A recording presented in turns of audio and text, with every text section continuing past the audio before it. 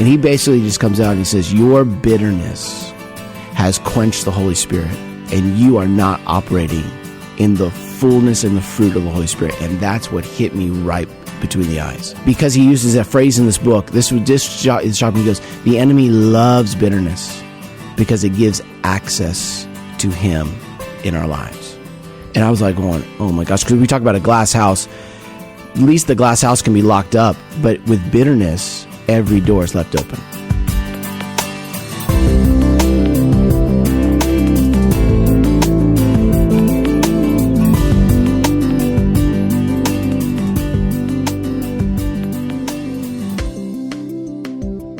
You're listening to The Glass House, a podcast that focuses on ministry leaders and their spouses. Ben and I have lived in that glass house for most of our married lives, and it's important to us that we bring you tools that we wish we had. But not only that, we would love to hear from you. Email us at president@lifeway.com. We would love to hear your stories from the glass house. Today on the podcast, we have Aaron and Allison Harvie with us, and we're talking about anger. I love this conversation, and I love them. They have a similar ministry experience as us in that they have led an established church and they've led in a church plant setting in Philadelphia. So they know the pain of starting a church from scratch, and they know the pain of reforming and changing a church. Yep. And anger is involved in both of those assignments, starting something up and trying to create a new wave of momentum and change. It creates a lot of anger. Well, let's be clear. I think anger is in every person in some form or fashion. And in every church. But today on the podcast, there's three things that we really kind of zone in on. And one of them is just kind of the caged lion is what we called it. And we'll talk about it more. But when we were talking, Ben just said, I feel like sometimes, Lindley, your personality is like a zoo lion. Yeah, I told you that recently because I think you are born to be a fierce personality. But you're in a role or you're in a denomination where fierce women are feared. Mm-hmm. So you are like this caged zoo lion on a lot of days, pacing back and forth with all this emotional energy and not sure what to do with it. Whereas I want to just be able to run wild. I mean, I want to be a lion in the jungle who can just run. And as your husband, sometimes I feel like I'm the one holding you back. Mm-hmm. And that creates tension in our marriage. So we talk about that today with the Harvies. They've experienced some of the similar kinds of things. We also talk about just the issue of bitterness and what it does to our own souls, how it spills out on other people, how it quenches the Holy Spirit, and how we really have to come to terms with our anger. Mm-hmm. And we also talked about, Allison mentions having a temper tantrum, almost like a child. And so I thought that was a really great illustration of how sometimes we feel towards God, but we don't act on it, and how she acted on it, and it really helped her feel better. I can't imagine serving as a pastor or pastor's wife for an extended time without having at least one close the closet door, sit down on the floor, and completely scream and weep over the situation. Mm-hmm. That's just part of the ministry. So I'm grateful she confessed that today. We're going to talk about it. Welcome to the Glass House. We are once again recording in Anaheim because we're at the Southern Baptist Convention, so you might hear some noise in the background. It's a little bit restless out there in the hallways, but we have today with us Aaron and Allison Harvie. And guys, thanks for coming on the show. Man, I appreciate it. Thanks for having us. Glad to be here. We want to rediscover and rehash a topic that we think is very important in ministry, and that is how to navigate anger in ministry. Mm-hmm. Lindley, you don't know anything about anger. I've never been angry. I'm going to step out of this podcast. Well, Aaron, the reason we thought you and Allison would be so great is as we were coming to the convention, we sent out a list of questions to pastors and pastors' wives, and we said, what kind of things do you think will be on people's minds in Anaheim, before we have this very highly anticipated, somewhat contentious meeting? And you said, why do I feel so angry at everybody? Yeah. That may be a great lead into the episode. Like, why did you say that? I think as I was going through and you asked some questions, it's just one of those you just absolutely just kind of flew out just in the process and just realized at the end of the day just the fatigue of controversy. Mm-hmm. And the fact that at the end of the day, I just ended up realizing, man, I'm just mad at everybody. I don't care who they are. I don't care where they're coming from. At this point in time, that fatigue hit to the point where I'm just like, man, I'm just done with all of you. And it just got to the point where you just had to kind of own it. Just say, you know what, I'm just mad. And I'm mad at everybody with how they're jockeying, how they're positioning, just the fatigue of the constant flow of information. It just got to a breaking point. Yeah, and I think a lot of folks out there in ministry, when they have fantasies about leaving their jobs, yeah, they think about going to a job where they can do something that's peaceful. Yes. Would this be your fantasy or everybody else's? Is this hypothetical? Sorry. I just took a mental vacation myself. Yeah. But we all have these days, like even Lindley, when you were running the kids ministry at Storyline, and just the constant demands. There's those moments and you're like, what would it be like to be something else? Well, I just resonate so much with what you just said, because at the end of yesterday's conventions, we were in there for a couple hours, and there was just a lot of fighting and going on. Well, then we stood up to sing Lord Have Mercy. And I started tearing up because I was like, I'm just so tired. I'm just tired. When you said fatigue, and it's not a tired from, because I am an introvert, so being around people, but it was just like, gosh, this is so wearing on things. And so it's hard, and you get tired from being angry and tired from the fighting, and so it just wears on you. Well, we're going to jump in and unpack anger more here in a minute, but I want the audience to get to know you two a little bit. Tell us a little bit about your background. I know you were church planters in Philadelphia. Give us a snapshot of the Harvies.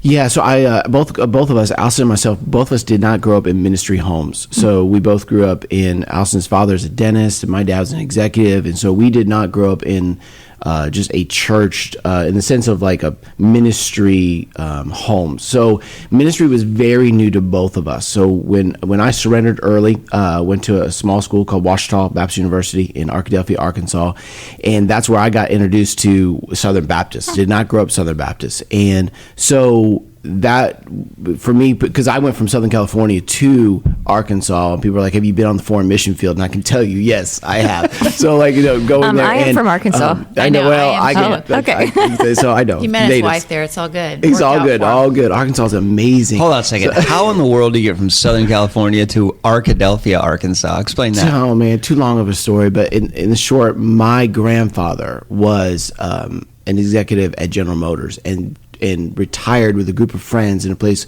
called Heber Springs, Arkansas, which is a little golf course called Eden Isle. So it was like a group of them, and my older sister ended up going to Ouachita because she was a singer, and they had these singing groups coming out of all the churches, and they were like, started telling my older sister, man, you should go to Ouachita if you're a singer. And so it just ended up a trajectory.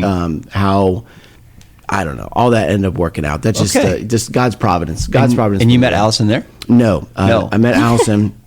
I went to Ouachita, graduated, and I was an interim youth pastor at First Baptist Church of Hot Springs, Arkansas. Okay. And the entire church was telling me about Allison Porter, and I was very reluctant, and so I was like, oh man, this is not good. Mom and Grandma are talking to me like how ugly is she? This is not going to be good. But then she walked in the door, and I changed my mind real fast. Great. And so that was just, man, the Lord just put us together that summer. I came home my freshman year of college because he's 4 years older than me. And like you said, when your mom and your grandmother are trying to set you up, you're like, I don't know about this. But I changed my tune when I saw him, and I heard him preach, and I had never met a guy who spoke of the word and really spoke of Jesus in such just a personal, relational way, and I really fell in love with his heart. And so that's where it all started. All right. So obviously the Lord put us together, and at that time I went to Southern Seminary, and she went to the University of Arkansas, and we did a long distance thing for a year, and then we got married in 1996. So we are celebrating our 26th wedding anniversary this summer. And we've been all over the place. After we finished up seminary, pastored a small rural church there in Kentucky called Long Ridge Baptist Church when I was 24 years old, and then graduated in 1998 from Southern and went to Philadelphia, Pennsylvania to plant a church. And this is back in the old school days. This is before NAM, where you are raising your own support and all those things. No, NAM was in existence, but it was not. I meant all the send efforts. No. The structure that young guys get to experience today was not there. The materials, the training, all we had was Bob Logan's toolkit. I mean, it was so raw, and I got to be honest with you, it was exciting and frightening at the same time. But we showed up at a Ryder truck with just ourselves, and 5 months pregnant. Yeah, 5 months pregnant with our first child. Oh my goodness, 5 or 6. We were crazy, and even our own kids, our older kids, ask us, because they grew up in this culture now. They're like, "Mom, Dad, you showed up? How big of a team did you show up with? And who was your worship pastor?" And I'm like, man, I don't know what fancy world you're living in, but we showed up by ourselves, but the Lord provided. Yeah. And the Lord started a church on October 15th of 2000, a church called Riverside Community Church, still there. And then Highview Baptist Church was one of our sending churches when we went to go plant. And just through God's goodness and providence, brought us back to Highview and eventually became the senior pastor there in 2016. So that's kind of our journey. We've gone from rural church to church planting to now an established church there in Louisville. Through ministry, there's always those moments of like deep disappointment, frustration, things aren't going your way. Where is God when I need him? Why are my prayers hitting the ceiling? Creates all this anger and frustration. God, you called me here. Why are you not providing? Would love to hear some of the stories maybe that you guys might have of moments when you just thought you were going to pull your hair out, like you were just full of frustration. So we got there in the summer of 1999 and trying to make networks, doing our thing. You know how it is. You're grinding, you're praying. And we finally got to a place where we were going to have our first preview service. I mean, this was back in the day. So we had a movie theater, secured a movie theater meeting in, and Highview sends up a big mission team. 100 kids, man. In 3 days, those kids handed out over 14,000 door hangers for us. And so we were having our first service, April the 9th of 2000. And so we're just grinding. You know, it's hard work. You're going door to door. You're trying to make it happen. And we go to bed April the 8th of 2000. Man, it's one of those beautiful spring days, and we're pumped. What's going to happen tomorrow morning? Oh, Lord, what are you going to do? But you go to bed excited and exhausted at the same time. Expectations sky high. Huge. And you know how it is. Kevin Ezell's the pastor, and he's like, hey, man, we're going to get on the phone later with the whole church. You're going to let us know how you did. So there's no pressure. Yeah, layers of pressure, right? So I get up April the 9th of 2000, and wake up really early, take the dogs out, and I walk out, and there's 2 inches of snow on the ground, and it's coming down like a blizzard.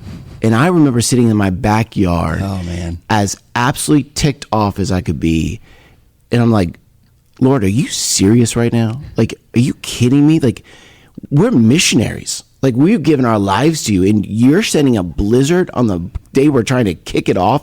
I was so upset about the whole deal. Yeah. And I go back upstairs to my little meager office and open up the Word. And at that time, like, a lot of people make fun of me, but I was using the RBC, our daily breads, right? So I opened that sucker up. And you can go look it up online. April the 9th of 2000, the quiet time that morning was Job chapter 38, where God turns to Job and says, all right, if you know what you're talking about, you know, gird up your loins like a man, and you answer me. And he just absolutely just starts hammering Job. And in that moment, the Lord was hammering me and basically was like, Aaron, this is not your church. And it's going to be done the way I want it done. And you have a decision to make. You're either going to be obedient or not. And that was a moment with anger, even in ministry towards the Lord, of saying, Lord, am I going to trust you? And man, it was hard. I mean, I went to church that morning, picking up the donuts. Service kicks off at 9:30, 8:30. I still can't see a car length in front of me with the snow. And, you know, in your mind, you're thinking, no one's showing up. I mean, nobody's coming to this. Who's coming in a blizzard? You know how it is with church people. I mean, even with anybody, if it's sprinkling outside, they're staying home. And through God's providence, 70 people showed up that morning. And that's how we started that church, was in a blizzard, 70 people, and the Lord took it from there. But it was a defining moment, you know, Lord, am I going to trust you in this? I think anger often is a result of you have an expectation. Yes. And then the reality doesn't come anywhere close to the expectation. We've had so many moments like that. I can think of a block party where we set everything up and the biggest windstorm in the history of Colorado came. Yes. Literally everything we had was toppling and turning over. Like people were flying over. I mean, Yeah. My sister-in-law actually got hit by the tent. It was rolling and hit her right in the face. And it was just one of those days, just like, what a waste of time. Yeah. Absolutely. And you do feel angry, like, where is God? Like, why is he not seeing the work we're doing? Do you have any memories of that day?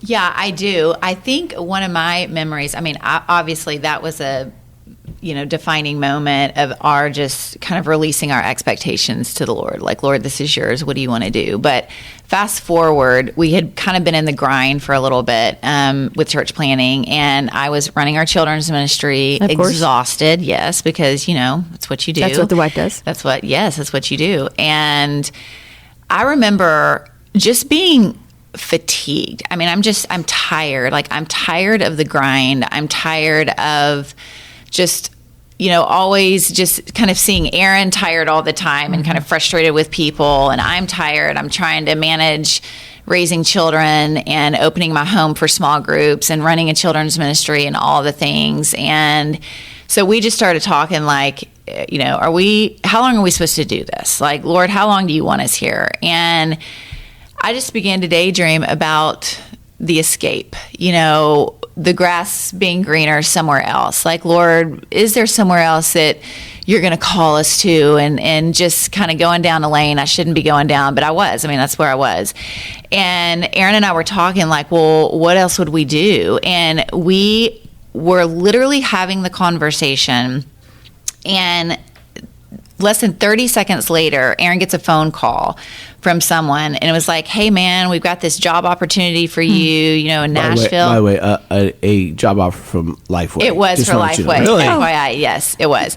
And so in my mind, I'm like, Jesus, yes. Like, you are answering our prayer. Like, we just happen to be having this conversation. 30 seconds later, Aaron gets this phone call, like, everything's aligning, like, this is your will. You're not going to leave us in this horrible place we're any not longer. going to stay in this place. And then, so we prayed about it, and I prayed about it, and Aaron prayed about it, and Allison was praying her will. Aaron was praying God's will. And Aaron comes back, and he's like, babe, I know I'm not supposed to do this. And have you ever had one of those toddler moments with the Lord where you just literally like scream out to him? And I remember going to the bathroom and shutting the door and crying and literally like yelling. Like a tantrum. Like yelling, like, God, why are we here? And this is not what I thought. I mean, I just laid it out. And I had to come to that moment where I was willing to submit despite my feelings.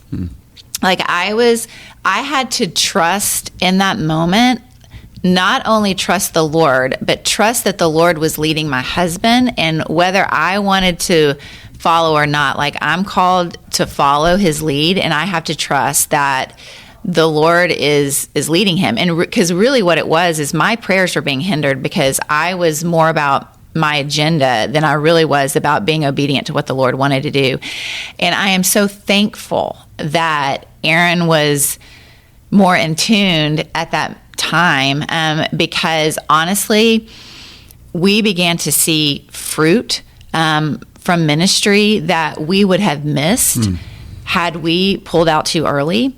And just seeing the Lord's faithfulness, it's not only what he did in the church per se, but what he did in and through us in the process. Like, he was building endurance and perseverance, and I began to learn more about his character and his faithfulness, just learning about God and his character through patient endurance. And I had to work through that tantrum, but you know what? He is a big God, and he could handle my little toddler tantrum. And through the process, I grew in my intimacy with him, and I'm so thankful for that.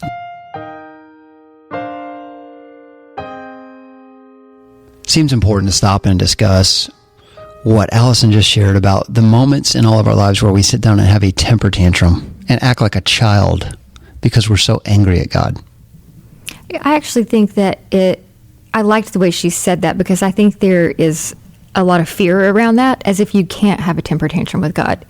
And so I like that she just admitted that she does that, and it doesn't affect her. She doesn't feel like maybe God doesn't love her because she's questioning him or she's throwing a little temper tantrum. We've learned through this journey that shame is always a voice in our ear, and one of the things that shame does is say, you should be better than that, or you should be more grown up, you should be more mature. And when we sit down and weep and scream and throw a fit before the Lord, we feel like a kid, and we should be more mature than that. We're adulting now. Well, but our counselor, he tells us a lot that we are constantly in our head and not in our heart. And what you're doing in a temper tantrum is in your heart. You're just frustrated. I mean, you're expressing your anger towards a situation, and that doesn't mean that's the end thing, because yes, we all know that God's sovereign, that he has our days numbered, that he knew this was coming, all the church Bible answers, but that doesn't make it easier. And when we don't allow ourselves to just process the hard things, then, I mean, we'd be becoming healthy. You know what this makes You're me think laughing. about? I know. I can tell you're smirking. This is an ongoing issue in our marriage, and that is in 20 years of marriage, I have thrown up one time. 21, and almost, by the way. It's one time too many. Because in my opinion, there is nothing worse than throwing up. I fear it, hate it with all my being. But as soon as it's over, it's amazing how much better you feel. And I think with emotions, I really do. I think a tantrum is like throwing up emotion. Like, I've just got to get all this out now, and I'm going to feel better when it's over.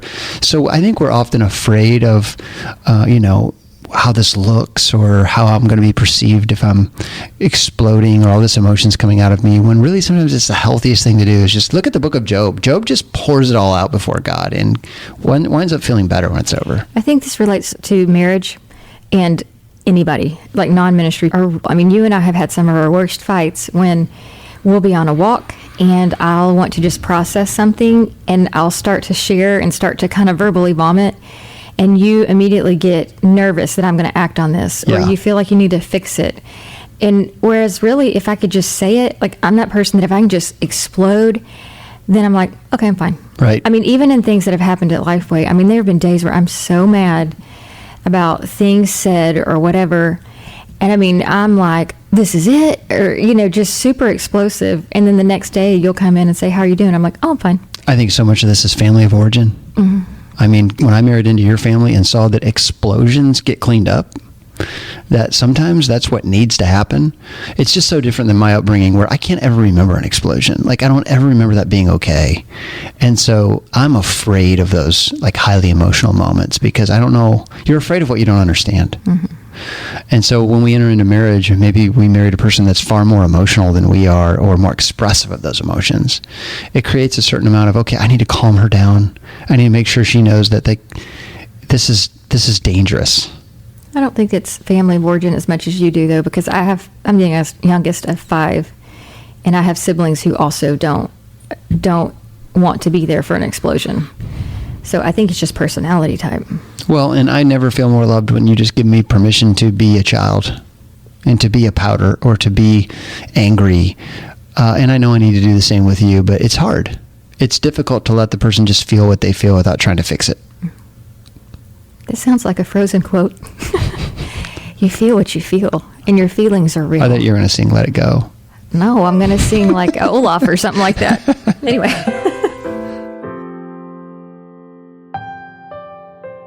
I heard something you said, and I want to just open the can of worms because that's what I do.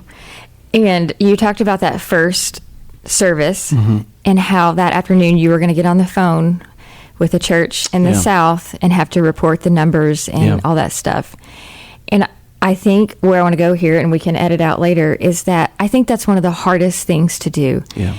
And it produces so much discouragement and anger when you're in a place outside of the South and you're sending churches who are so supportive and so giving, and we love them dearly. They want to hear, well, how's your church going? How's it growing? What are the numbers like? How many are you baptizing? With a Southern mindset a little bit instead of a Philadelphia. That's right. 70 in Pennsylvania. It's mega church. Is huge. It's huge. Well, and we talked to a guy yesterday who said, we're church planning, and we just launched our second serve at campus. And he said, we have 70 on our regular one, and we sent 10 off to do another one. It's huge. Well, if you hear that and you've grown up in Birmingham, Alabama, you're like, that's a Sunday school. Mm-hmm.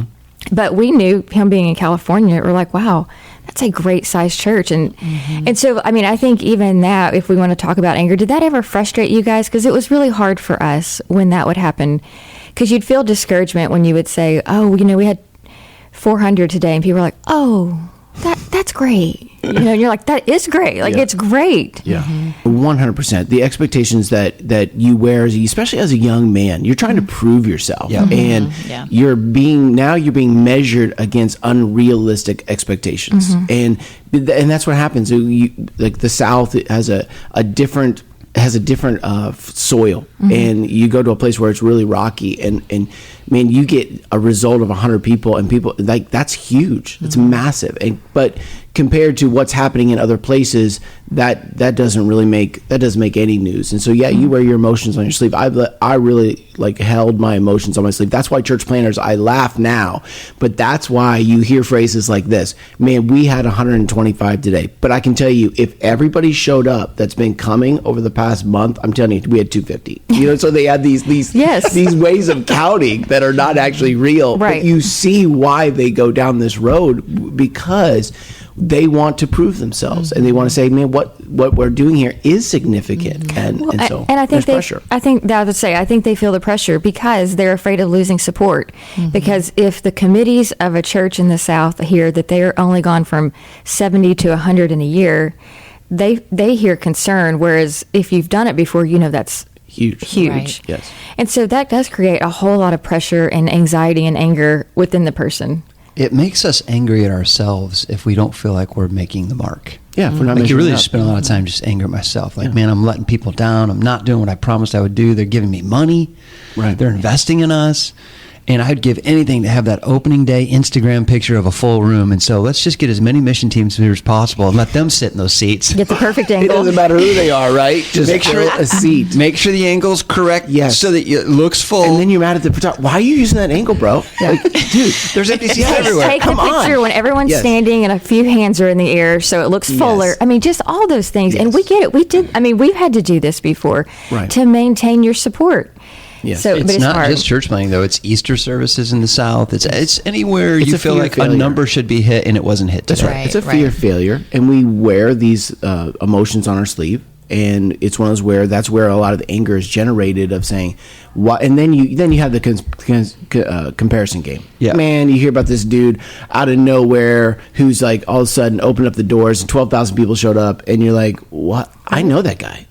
I mean, like, Lord, why are you using that guy? He's so, like, worse preacher than I am. I know that. I've heard it. seriously, what is going on? Yeah. And so there's just a lot of layers to it, and I've seen anger, as we were just talking about it, and just because we've been doing this for a long time, I've seen anger come in different phases. As a young man, it hits so personally. Yep. I mean, man, you wear everything, your emotions on your sleeve, and I mean, you're taking every slight personally. And literally from my early days, I've got a list. Just a list of people that, I mean, if I just heard those names right now, all of a sudden there would be a whole host of emotions that would hit because, man, that person betrayed me. That person said this. This person, didn't believe, and you just the whole range of emotions. Because Allison and I were talking about this just before this, but I've realized that over time, the Lord is faithful, and He always works. And the Lord always wins. And I've realized that the emotions now of anger have become less about me personally, but it's more about right now about my children. Like if something happens to my kids, somebody slights one of my kids, and all of a sudden, and here's what I've learned. Here's what I learned: the enemy knows how to get to you. Yeah. Now, it may not be you personally as you get older, because guess what? You get old and you don't care. But the enemy knows how to get to you. And I've been wrestling with emotion of anger over the past 6 months, and that's where when I saw you in April there in Charleston, that's when the Lord was really hammering me, because I had what I would just consider be just low, like level anger on everything. Just edgy, like on the edge, just irritated. And one of my sons was going through a situation with something at school, and people were just mistreating, and it just was not going down a direction. And I was in a position of where I could do something about it. And I've realized the Lord taught me a lot about anger, not in a position where I was powerless to do anything, but when I was actually in a position to do something about it. And the Lord was teaching me how to withhold. And that was difficult, because the daydreams were more vivid when I knew I could do something about it. 100%. And I started to begin losing sleep. And I'm a good sleeper. And so to lose sleep for me is a major deal. Me too. And so when I knew that sleep was being affected, and I was tossing and turning, and I was waking up, and I had that constant anger in my heart, especially towards particular people, man, I knew that, man, I needed help. And began to really pray about it and seeking the Lord and not knowing really where to turn. And then at the conference, of which you bailed on early, by the way, Ben, but just realize that on Wednesday morning, I'm just messing with you. But on Wednesday morning, they brought this guy, R.T. Kendall, in, and he an old pastor. Oh, you heard about this? I heard about this talk. I haven't heard it yet, but I want to go back and listen to it. Brought this book he called Total Forgiveness. And he brought out Ephesians 4, which we're all familiar with, which begins with, let no unwholesome word come out of your mouth. And talking about the way we slander people, the way we're malicious towards people. And in the midst of that whole list of being malicious and slanderous and bitter is the verse Ephesians 4:30 where it says, do not quench the Holy Spirit. And he basically just comes out and he says, your bitterness has quenched the Holy Spirit and you are not operating in the fullness and the fruit of the Holy Spirit. And that's what hit me right between the eyes. Letting go of bitterness. I said, whoa. I said, because he uses that phrase in this book, this was just shocking. He goes, the enemy loves bitterness because it gives access to him in our lives. And I was like going, oh my gosh, because we talk about a glass house. At least the glass house can be locked up, but with bitterness, every door is left open.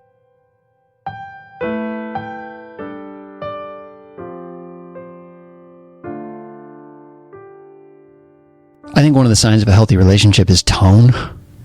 When you listen to a couple talk to one another, the tone tells you a lot about the state of the relationship, how much resentment is buried under the rug. Lindley, we've gone through seasons where we had nothing but harsh words to say to one another because we were both bitter. And I love what Aaron had to say about how bitterness will quench the Holy Spirit faster than anything. I can think of an example where we had a family in our home, and the husband was on the phone with his wife, but she did not know he had her on speakerphone. I remember this. Their kids were there, our kids were there, we were there, and her tone, she would have been so embarrassed. Well, I don't know, but I feel like she would have been so embarrassed. And you and I had been through a season where we had been saying, our tone is really harsh.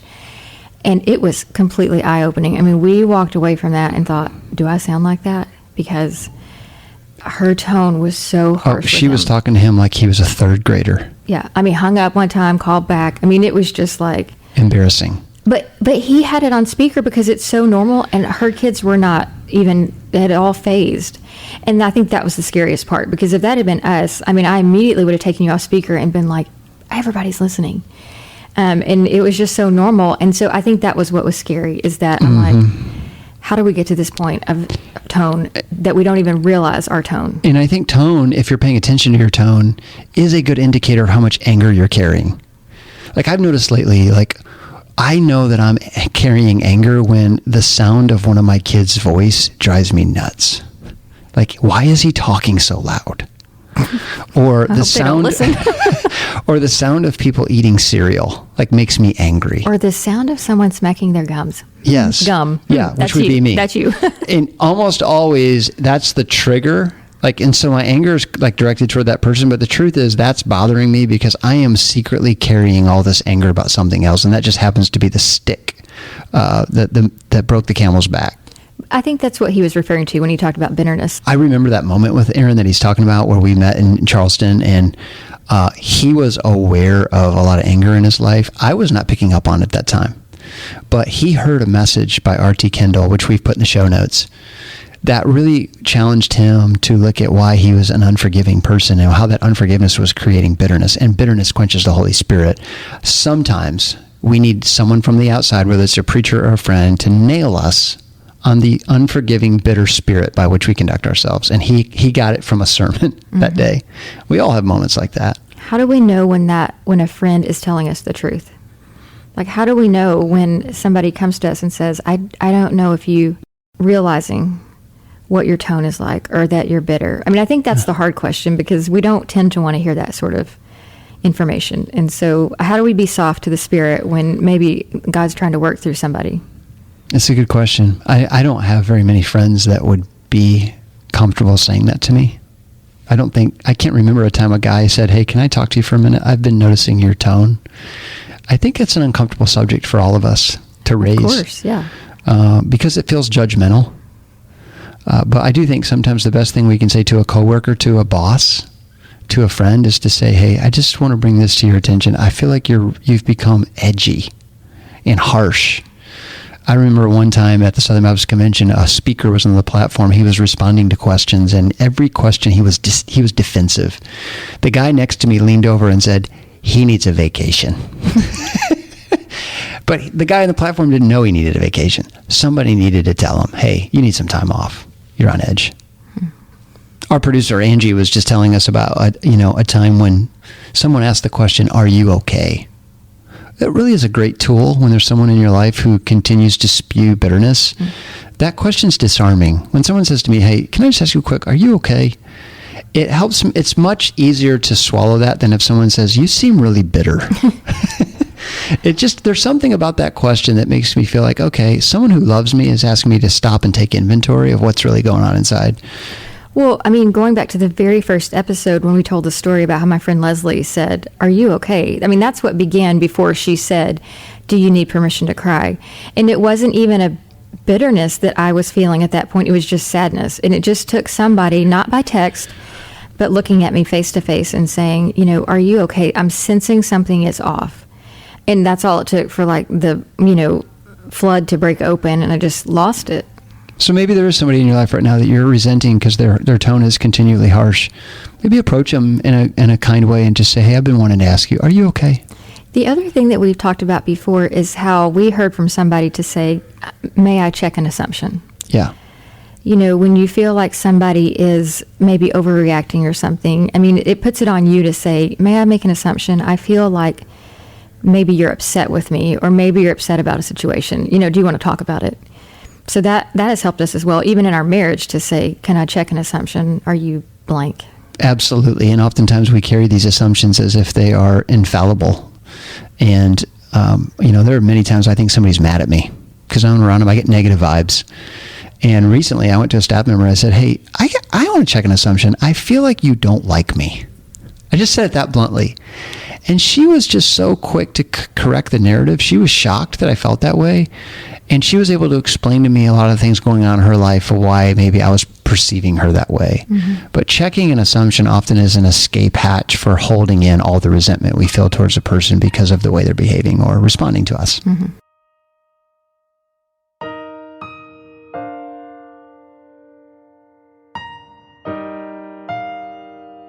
Let's transition to bitterness with pastors' wives, because this has been a frequent conversation on this podcast. The guys get bitter. We go handle it. We go have confrontation. We go have the fight, whatever. Sometimes. Yeah. Sometimes we don't. Yeah. Sometimes we refuse to handle it. Yeah. But in whatever, it's up to us on how it gets handled. Mm-hmm. But oftentimes the pastor's wife has to hang on to the bitterness because she never got her say. Mm-hmm. How have you handled that over the years, Allison, just in terms of something goes wrong at church, you're upset about it. Aaron says well, not even church. I mean, you just were speaking of anger towards a son situation. Yeah, absolutely. And I think that's actually the harder thing is when dad's pastor, people know him, your mama bear wants to come out, but then you're like, but who, if I say something to the wrong person, it's all over social media that the pastor of Highview's wife, is vicious, is rude or whatever. Yeah. So I mean, I think it's double pressure there. I don't know why. Like with church related things, I haven't dealt with it as much because I'm a little removed from it. Like I feel like I'm more of the sounding board for Aaron, but I'm not necessarily. I don't know. I don't think I've dealt with it as much. I mean, I get frustrated with people who hurt him, but it doesn't affect me as much. It's more of my children. Yeah. And then how do I handle this in a way that there's a layer of responsibility is like, I'm called to be a witness for Christ. Mm-hmm. My husband's the pastor. And then if I do one thing wrong, not only does it affect me, it affects him. And so there's and that. And your kids. And my children. And my children. And I mean, I don't know.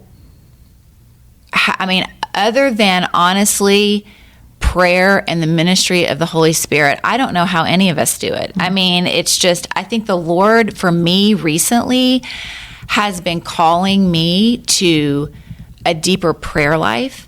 I think for me, I have operated, I'm not by nature one who holds on to anger and bitterness. I mean, Aaron and I have talked about this. Like, I don't. But I've realized that I have so much capacity. And then all of a sudden, I've done things in my own strength for so long. And then all of a sudden, like, that one thing happens. And I'm about to go off. Like, Mama Bear is about to come out. I would like to see what that looks like. Oh, it's not pretty. Give us a People story. think I'm sweet. And then. Have you ever gone off, like just a day you lost it on somebody? Oh, has that ever happened with Allison? I have a church story on that. Yeah. I can't even imagine a you guy going at the post office. You went in postal. Philadelphia. Remember, he went off on the kids, and I just was like, yeah. Anyhow, that's a whole sad story, but long time ago. You don't remember that? Yeah, I can go Mama Bear real quick, but no, honestly, but just asking the Lord to strengthen me and give me a capacity to love in ways that I cannot love. And going back to the situation we were just talking about with our kids, like having to show up to something that they're involved in that I know, the adults were targeting my kid, and I had to show my face and show restraint, and sometimes it's not what I say, but what I don't say. It's just having the control of the Holy Spirit, not to say anything. And that is what the Lord has been leading me to, is just like walking in a spirit of prayer all throughout the day and asking the Lord to just show me, Lord, how do I pray? How do I pray for myself? How do I pray for my husband? Allowing the Word to inform my prayers. And one of the things that the Lord has just been impressing upon me to pray is Galatians 5:16, that we would walk by the Spirit and not gratify the desires of the flesh. Mm-hmm. And so that's kind of been my verse for the month, is that the Lord would help me walk by the Spirit and not gratify the desires of the flesh. And it's only through prayer that I'm able to truly experience the true, genuine power of the Holy Spirit. And I have experienced His power in very tangible ways. I would say even in the past year, more than I ever have, because I'm really, truly longing for Him, because I'm realizing how limited I am in my ability to love people, in my ability to let things go. I have control issues. I didn't realize how controlling I was, and so much of my anger for me personally has to do with me wanting to control. Like, okay, things aren't turning out with my kids the way I thought they were going to turn out. I'm angry. Why is that? Because somehow I thought I could control the outcome. Yeah, that's right. Mm-hmm. So for me, the issue of anger has to do with control. When Lindley and I began this counseling journey, we started learning about emotions, and anger is an interesting emotion. On the healthy side of anger is passion, and it's a gift. Mm-hmm. God gives you passion. But on the other side of anger, the impaired state, this surprised me. I thought it was rage. It's depression. Yes. So when your anger is out of control, you get depressed. And you just nailed it. I think the reason we get depressed is because we keep trying to control. Yes.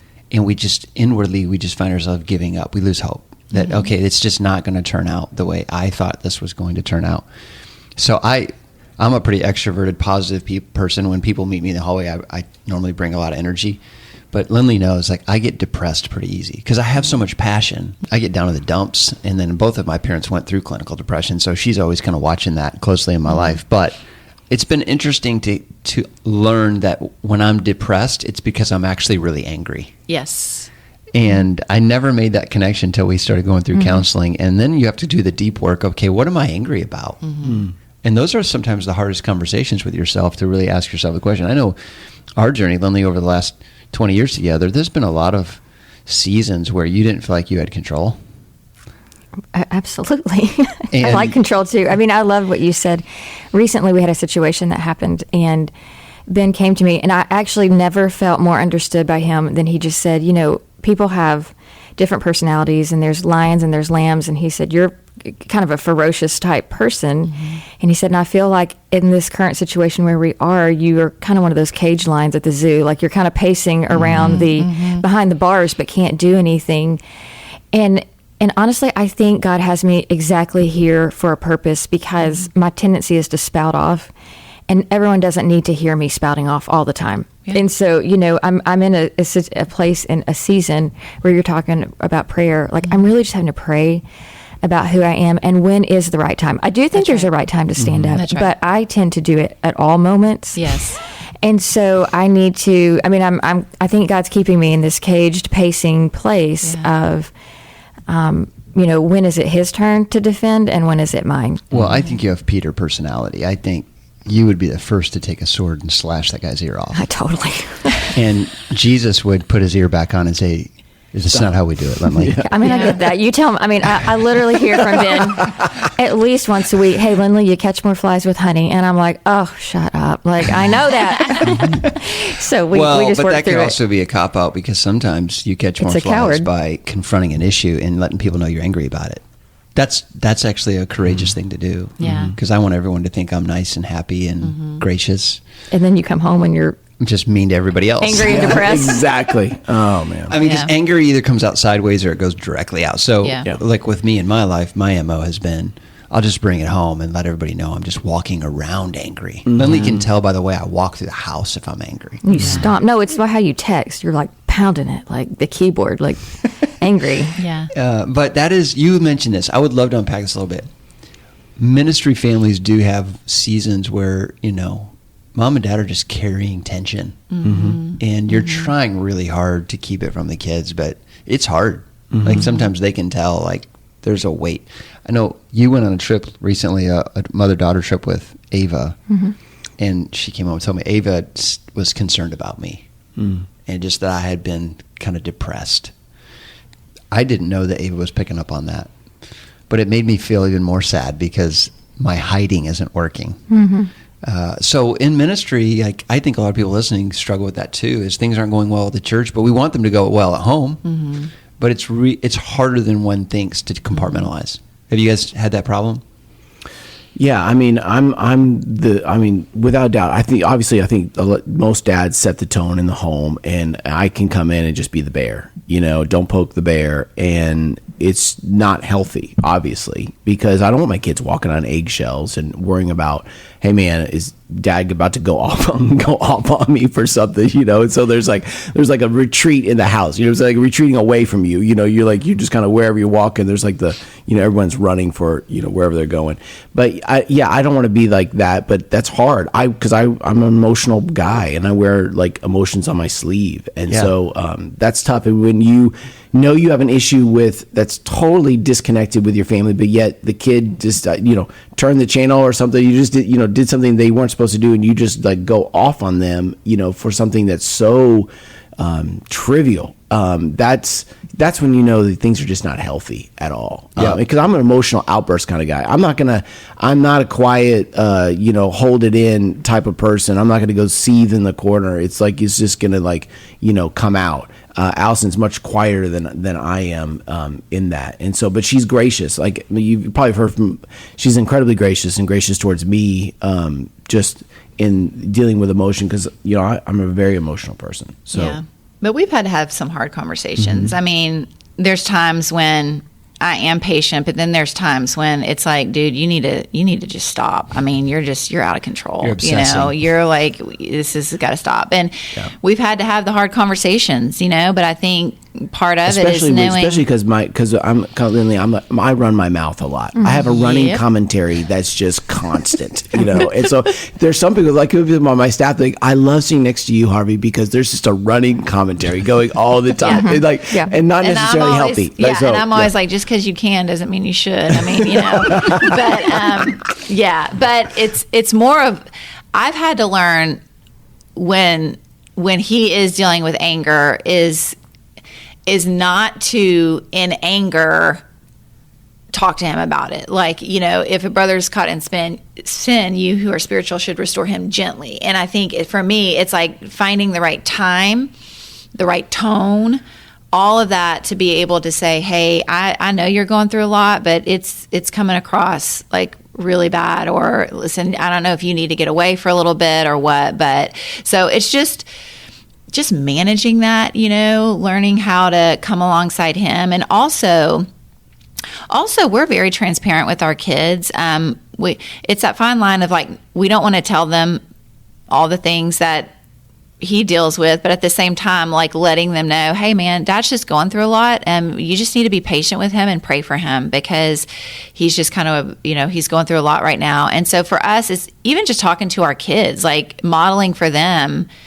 that, guess what? This is life. These are the emotions we have, and it's not always right, but it is what it is. And so we have to, pray our way through it. And so it's really kind of modeling for our children how we handle and manage anger as well. That's good. Mm-hmm. Yeah. Is there a story from a church situation? I mean, I know personally, because I am the spoutier off one, if that's a word. Mm-hmm. I got into a big argument with a crafts leader at VBS one year. She and I did not see eye to eye on birdhouses. And so It was more than that. It was her incessant desire to control the craft. Yeah. Not me.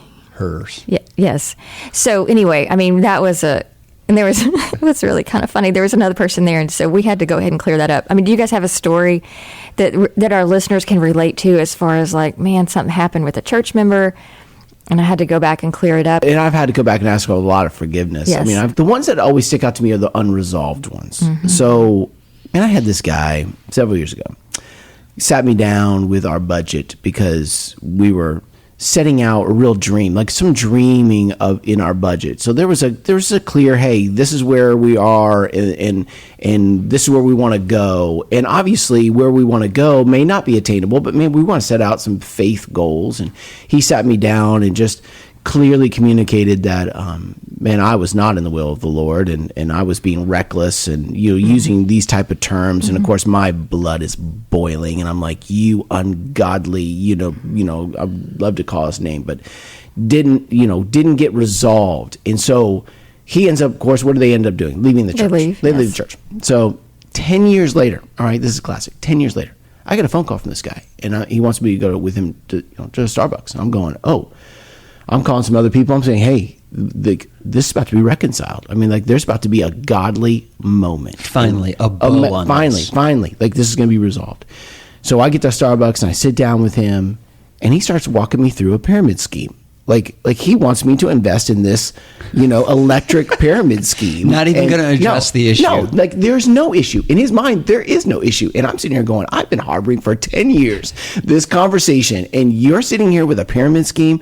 And I remember walking away from that and calling some friends and going, you've got to be kidding me. I mean, like, I'm expecting reconciliation, and I'm getting a pyramid scheme. And I was just like, Lord, that's one of those moments where you say there are going to be moments where you're like unresolved, and I have to turn it over and literally put it in the hands of the Lord and say, Lord Jesus, that it's not mine. Mm-hmm. It's well, not and mine. you have to recognize that it was a really big deal to you and not to him. Yes, and that's what's so shocking. Going, did you not know the level of offense that you pain, right? That I carried for years? That I've been carrying. I mean, so.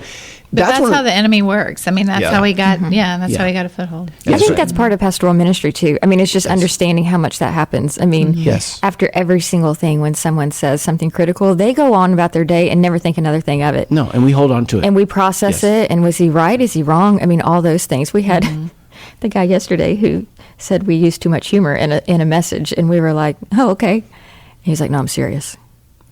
Like, okay, well... Like, and he probably went on his day and thought, okay, and then, we're like... Just want to give you a little feedback. Yeah.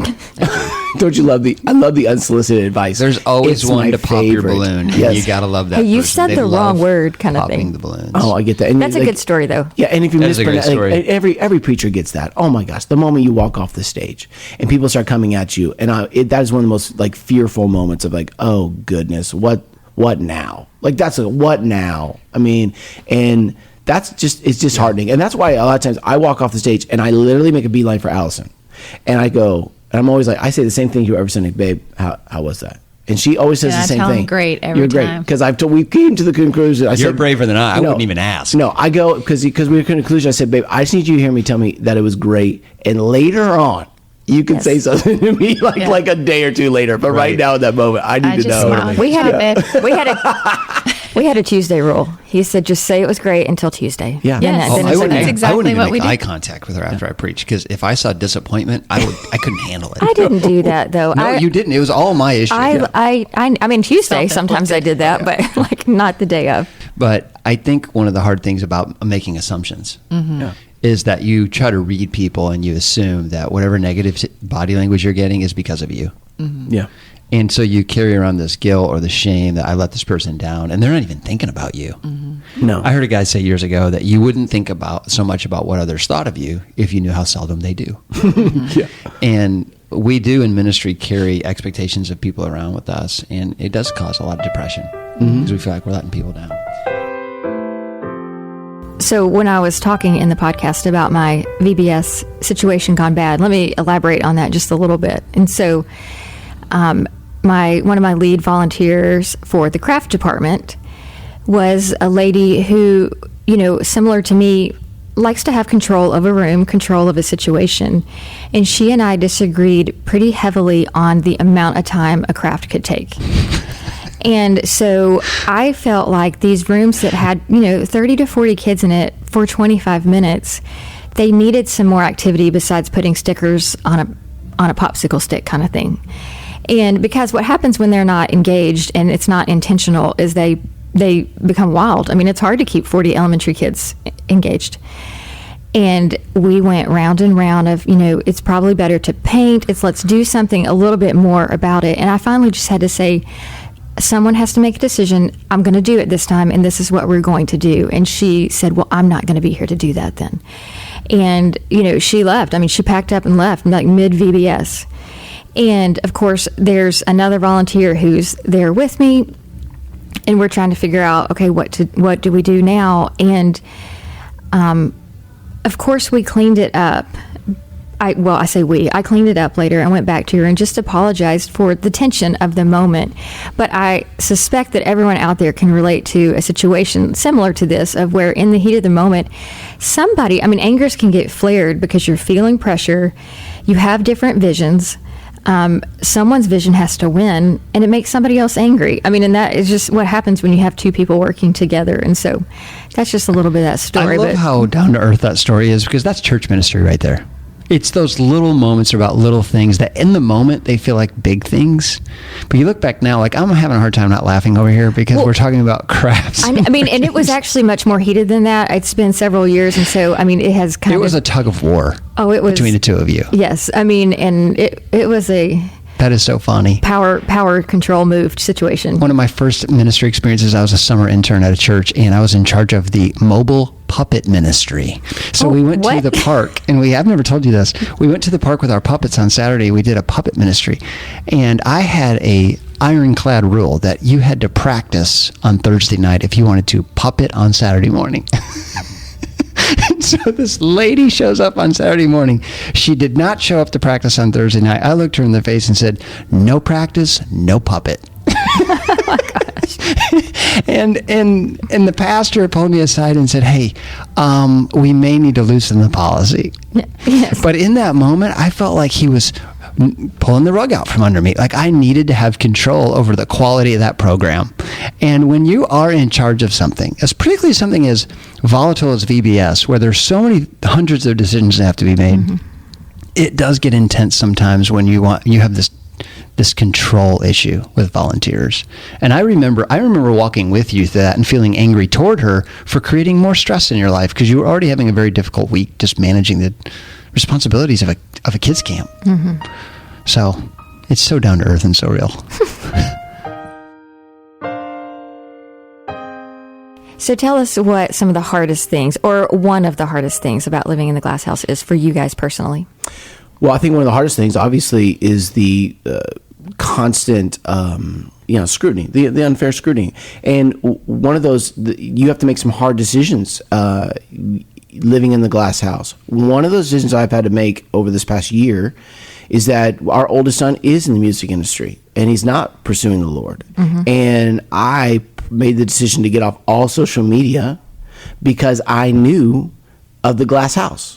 And I knew that the moment people, saw the things that he was doing, then they were going to come at me. And I don't think it was necessarily going to be church people, but I was going to be, I'm using quotes. I'm like you can see me right now, quotes, Christian people who were going to come after me because of things that your child is doing that is unapproved, in the world. And I'm not saying I'm not approving them at all. Please do not, hear me approving all that my son loves to do on social media. And here, if he even is listening to this, he'll be laughing because we have this conversation a lot. But that glass house forced me to make some hard decisions, and that was to cut off that social media wing. I mean, so that's one of the difficult parts. So you have to somehow, you have to make some hard decisions sometimes because of that glass house. Certain freedoms other people have, you can't have. Yes, 100%. Yes. Mm-hmm. And the pastor's wife always has to be on her best behavior.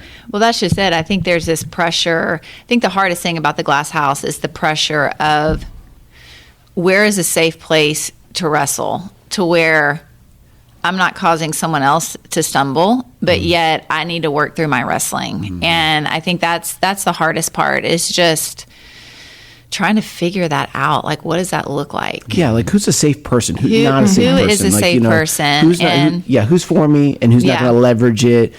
That's hard, I mean, especially early on, I made some major mistakes of trusting the wrong people, laying hands on people too soon, and all of a sudden it came back to bite me. And that and what happens? What's that force us to? We withdraw, and we create this small world because of fear. And it's a lonely world. Yes, and I think that's what the enemy wants to do, is isolate us to where we feel like we don't have anyone, and that's where he gets a foothold. And so it's just praying for discernment of like, who's the right person, where's the safe place. And honestly, I don't always, I mean, my husband is my primary relationship, but sometimes my wrestling is not helpful for him. And so who do I go to? Because I don't want to my wrestling can make him wrestle more, and I don't want to do that. And Allison's an out loud processor, and I'm an internal processor. I want to talk it out. And it'll stress me out. Yeah. We'll external take processing. Oh my goodness. We will take walks, and I want to just talk it out because I feel so much better, and it stresses him out. And so I'm like, well, I guess I just can't talk about it then, and then I pout.